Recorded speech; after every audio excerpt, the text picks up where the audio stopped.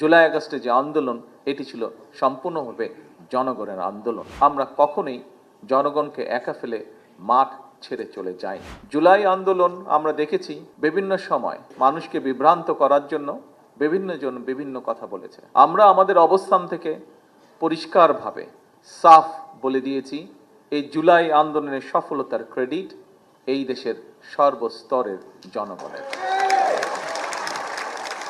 এটি কোনো একক ব্যক্তি, একক কোনো দল, রাজনৈতিক দলের এটি কোনো ক্রেডিট নয়।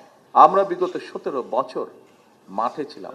আমাদের নেতাকর্মীরা, বিএনপি হোক, তার প্রত্যেকটি অঙ্গ সহযোগী সংগঠন হোক, প্রত্যেকটি নেতাকর্মী মাঠ ছেড়ে আমরা কখনো চলে যাইনি। আমরা কখনোই জনগণকে একা ফেলে মাঠ ছেড়ে চলে যায়নি। বাংলাদেশ সহ সারা বিশ্বে প্রতিষ্ঠিত হয়েছে যে স্বৈরাচার ছিল সে প্রকৃত একটি ফ্যাসিবাদী স্বৈরাচার ছিল। জুলাই আগস্টে যে আন্দোলন, এটি ছিল সম্পূর্ণভাবে জনগণের আন্দোলন। জনগণ পরিবর্তন চেয়েছিল বলেই সেই আন্দোলন সফল হয়েছে। জনগণের জুলাই আন্দোলন সফল হয়েছে।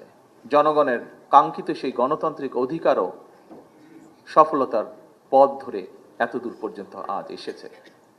আমরা আমাদের 31 দফায় বলেছিলাম, আমাদের মূল লক্ষ্য হচ্ছে জনগণের রাজনৈতিক এবং অর্থনৈতিক যে অধিকার সেটিকে প্রতিষ্ঠিত করা।